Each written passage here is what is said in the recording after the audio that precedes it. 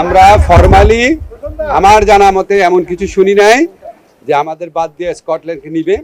যদি আইসিসি ভারতীয় বোর্ডের কাছে মাথা নত করে আমাদের উপর চাপ সৃষ্টি করে অযৌক্তিক কোনো শর্ত চাপায় দেয়, আমরা সেই অযৌক্তিক শর্ত মানব না। এর আগে এমন উদাহরণ আছে, পাকিস্তানে ভারত খেলতে যাবে না বলেছে, আইসিসি ভেন্যু চেঞ্জ করেছে। আমরা অত্যন্ত লজিক্যাল কারণে ভেন্যু চেঞ্জের কথা বলেছি। আমরা আমাদেরকে অযৌক্তিক প্রেশার প্রয়োগ করে, অযৌক্তিক চাপ সৃষ্টি করে আমাদেরকে ভারতে খেলাতে বাধ্য করা যাবে না। বাধ্য